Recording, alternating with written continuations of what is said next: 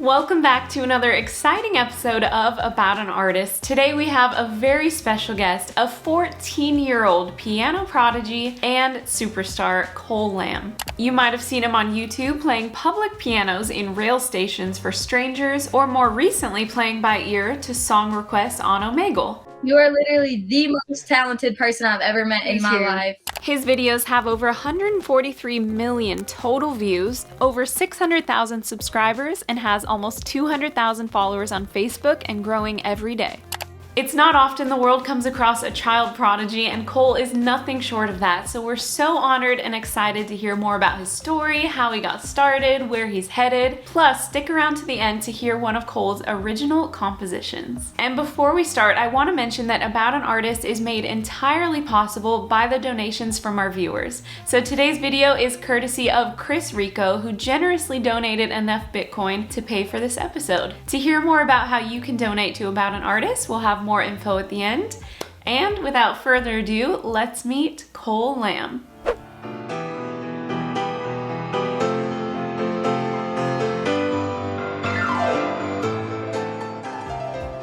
Hey Cole! Hello. Tell us a little bit about yourself and what you do. I'm Cole, I'm 14 years old and I'm in year 9 at the moment. I compose and create piano covers as well as find people on Omegle and take piano requests and play them by ear. I also do 14-year-old boy stuff like, playing with my dogs and watching football as well. You have two of the cutest dogs I've ever seen. I've seen them do some tricks on your live streams. I think the last trick we did actually, one of them opens the door and the other one closes the door, which is it's really funny and quite interesting as well. And what do you use that for? Do you have them get you things? No, they don't get me things. I don't know, one of my dogs just happened to open the door and then the other one just slammed the door basically quite hard, and it was just really funny. So you're currently in the UK. Were you born there? You're still living there? Yeah, I was born in the UK. I lived in a small village called Cobham when I was young.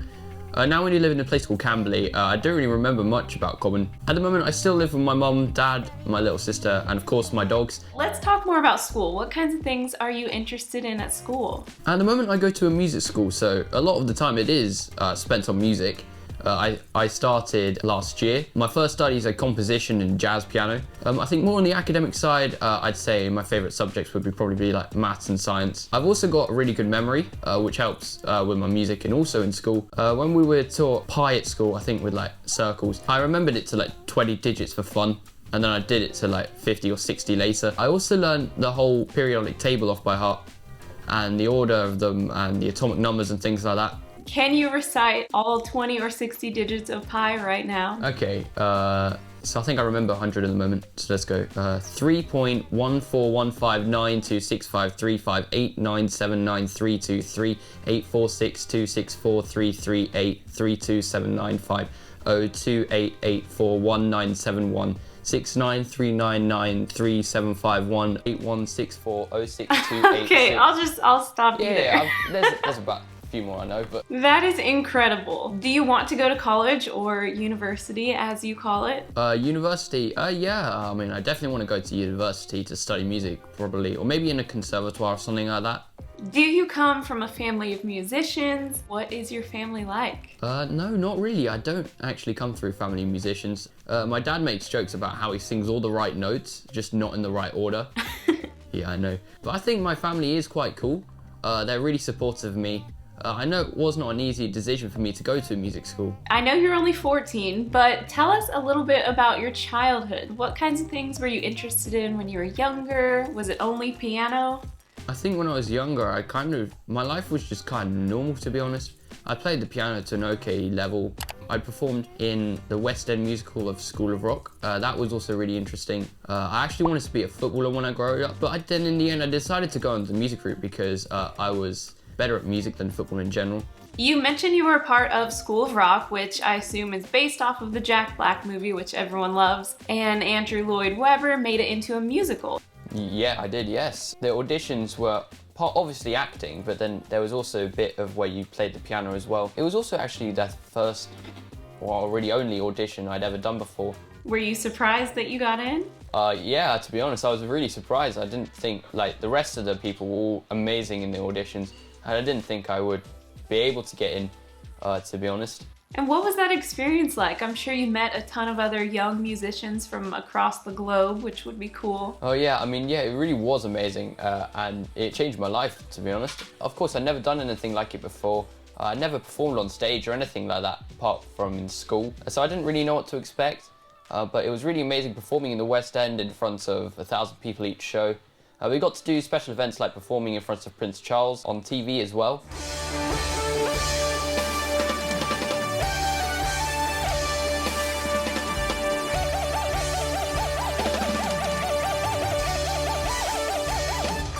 We got to perform in the Olivier Awards in the Royal Albert Hall and in Trafalgar Square in London, the West End Live. There were over about 10,000 people there. That was a huge crowd. I was also selected to perform for Andrew Lloyd Webber's private 75th birthday celebration.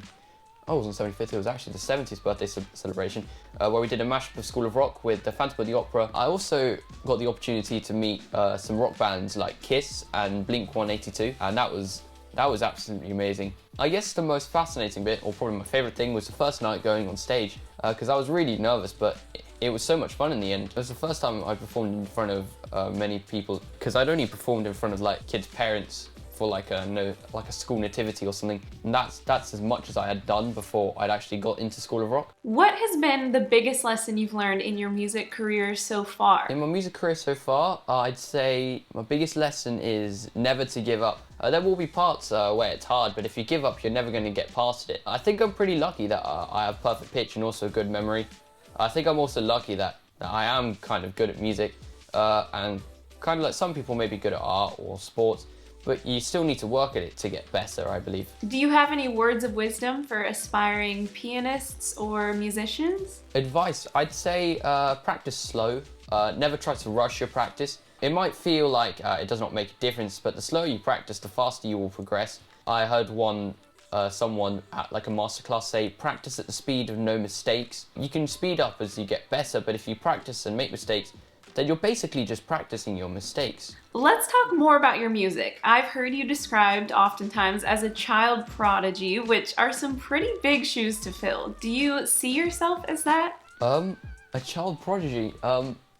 I mean, I'd love to see myself as that. That would be quite amazing. Of course, I do go out and play piano, but I guess to be called a child prodigy is kind of something special, to be honest. That's just kind of a label, in my opinion. I want to improve myself and obviously get better as time progresses.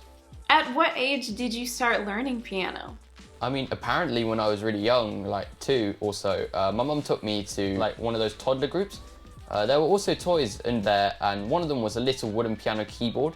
And my mum said that I suddenly started to play all the nursery rhymes on the piano. And I hadn't been taught anything, so she said it was just natural, basically. I guess I started learning about 5. I was taught by my local piano teacher for about 2 years. Hello, my name is Scholar.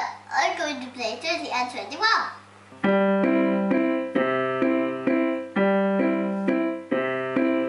One day at school we had like an informal lunchtime concert, which parents can come and watch. Hi everybody, I'm going to play Carnival.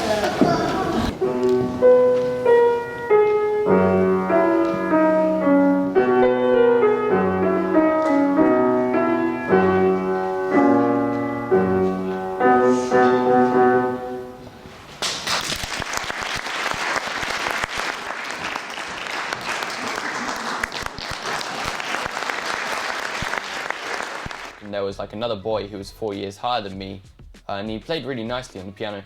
My mum spoke to his mum, and after that we switched to the Windsor Piano School, and I was taught by the principal, Edita. I was ready for the ACCL exam. COVID happened and I could not take the exam for nearly a year or something like that. I have done it now though. You could do it remotely. So I have my ACCL piano diploma, which I believe is equivalent to the end of a first year of a music degree. It sounds like you were in the middle of a lot of things when COVID happened. Yeah, I mean, I had my YouTube channel was going really strong at that time. I started to get quite a lot of subscribers. I'd passed 100,000 subscribers a couple of months before COVID started. And how long did it take you to get 100,000? I think it took me about 2 and a bit years. My channel was only really a bit for fun until like one of my videos suddenly kind of just started my channel effectively. At the moment it's got 6 million views. That kind of got people to my channel. I pulled up one of your videos for 3 different friends and all 3 of them already knew who you were, which is absolutely incredible. Oh wow, that's amazing. It was the one where you played Bohemian Rhapsody and the Bernie Sanders look-alike came up to you. Yeah, I mean, at that time I had 80,000 subscribers. I posted that video and that had about 5 million views in about a week, which was absolutely mental. I got like 20,000 subscribers in about 4 or 5 days. Wow. Which was absolutely crazy. I kind of got to 100,000 like really quickly, a lot quicker than I expected to. I saw that you were selected as Creator on the Rise by YouTube in 2019, and you were featured right below Mr. Beast on YouTube Trending. What was that like? Well, I mean, I can't lie, I didn't expect that at all. It was absolutely crazy to see me there. I didn't know how much my channel had grown until I saw that.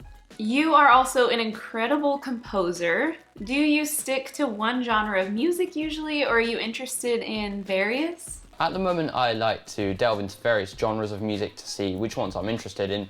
So I have composed for single instruments and multiple instruments as well, like for ensembles. I've composed classical. I've also composed jazz, pop, sometimes ballads. But I like to use an idea to compose from, so like the music tells a story. I also create all the piano cover arrangements myself by ear. I have perfect pitch, so it's kind of like a cheat code to it. You mentioned that the music you write tells a story. Where do you get inspiration for that?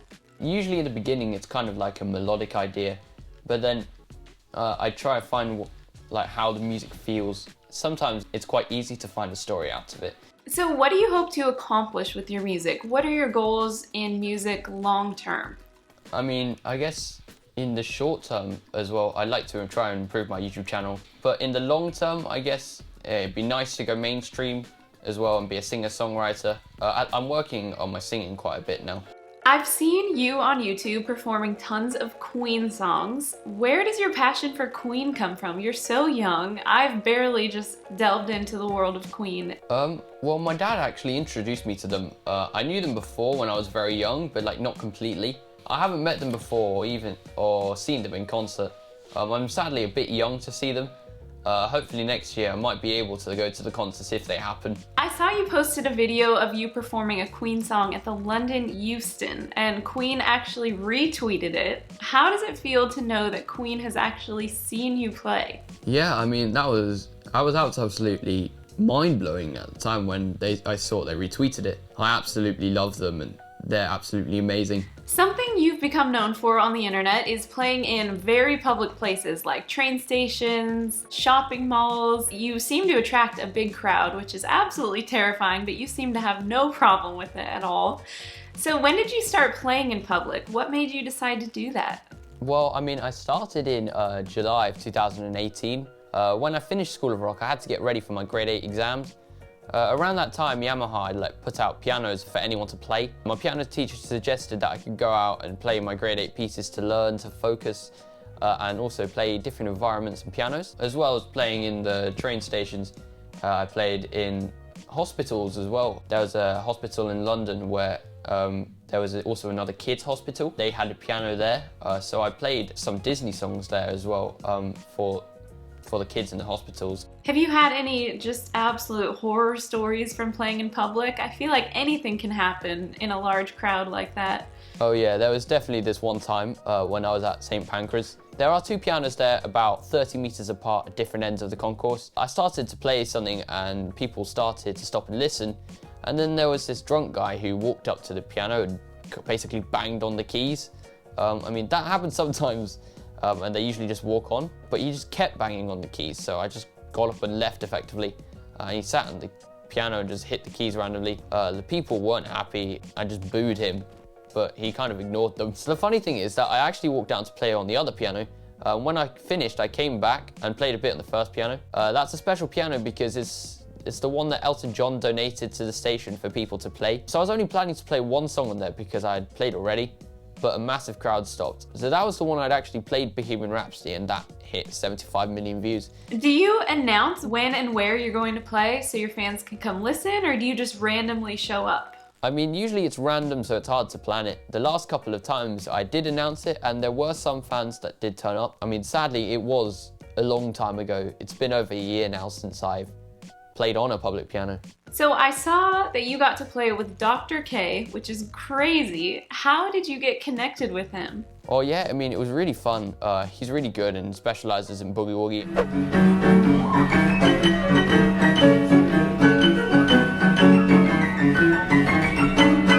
I mean, it kind of happened randomly. So it's similar to the time when I went out to play my grade 8. But this time I went out to play one of my diploma pieces called Boogie Woogie Lanoogie. But I posted it online and someone commented, here you can see Cole is trying to draw out a wild Dr. K or something like that. And Dr. K actually replied to that comment and said he'd like to meet up.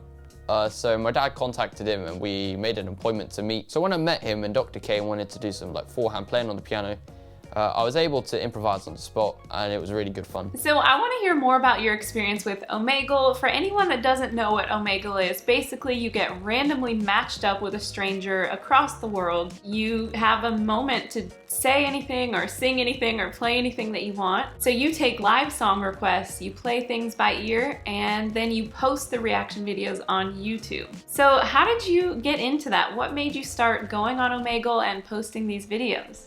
I started doing some live streams where I played piano covers, but also did some piano requests. There were some requests for songs I didn't know, so I just listened to them and played them on the live stream. So my dad said that I was basically doing something that a guy called Marcus Veltri was doing, and he's absolutely amazing. And I guess he said, why not try and do something like that on Omegle? So I guess that's basically how it started. Would it be okay if we hear a little sample of you playing by ear? Can I request a song and you can play it? Yeah, sure, go ahead. What about Peaches by Justin Bieber? Okay, Peaches by Justin Bieber. Okay, so what I'm gonna do, I'm gonna listen to it on my phone, and then I'll try and play a bit of it. Yeah, okay, I think that's enough. I'll try that.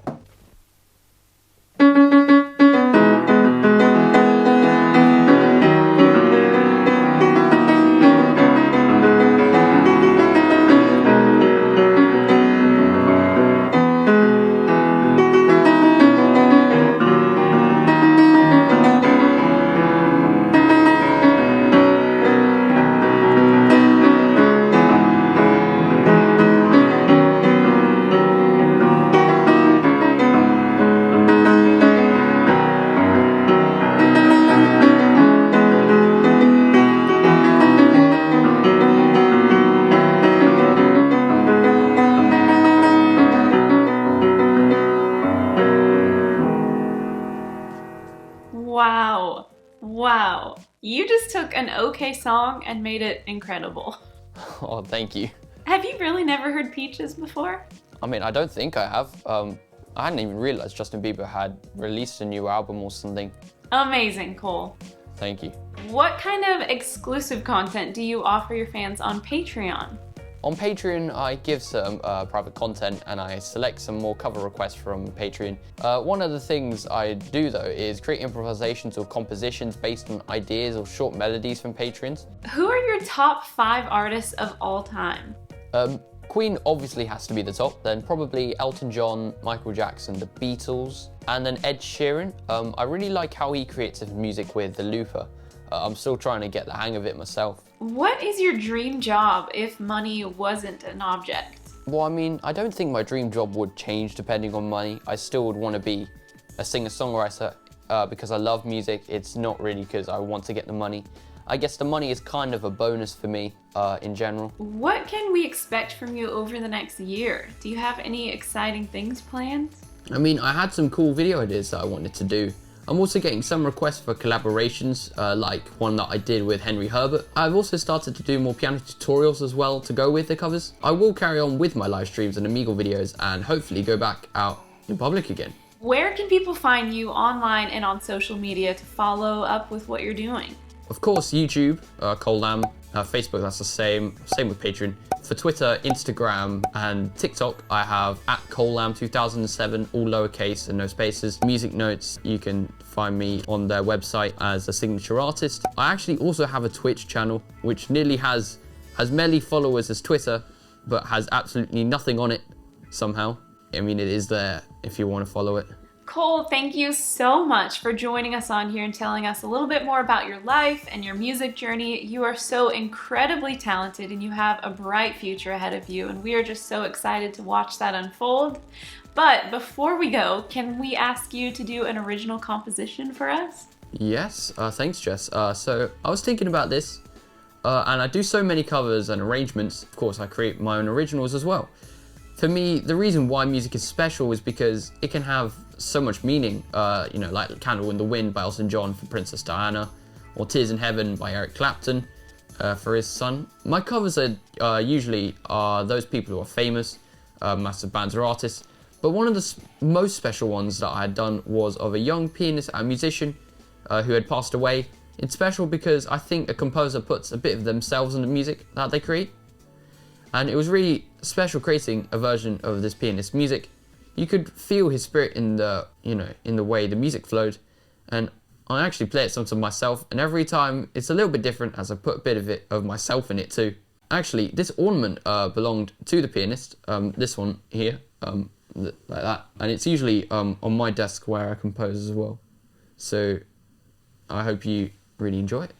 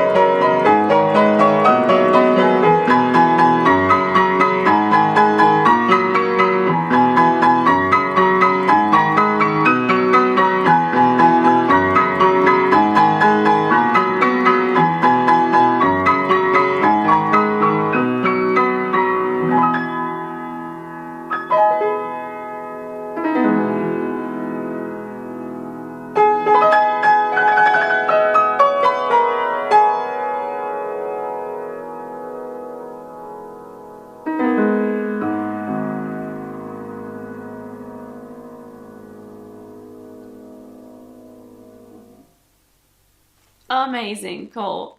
Full on goosebumps. I have full goosebumps. Oh, thank you so much. That was incredible. Thank you so much for watching today's episode of About an Artist. We were thrilled to have Cole as our featured guest today. And as we've mentioned before, About an Artist is a donation-based program to support the arts. Each episode costs between $1,500 and $2,000 after production costs and compensating the artists that we showcase. Please visit our website at aboutanartist.org. There you can make a donation to support an artist or even nominate your favorite artist to receive a grant. And About an Artist currently can only accept donations in Bitcoin. We run our own BTC Pay server and can accept payments both on-chain and using the Lightning Network. Just click on the donate button at www.aboutanartist.org. And a very special thanks again to Chris Rico for making today's video possible. So please like, comment, subscribe, and hit that little bell to be notified every time our next episode drops. Stay tuned, and we can't wait to introduce you to our next featured artist.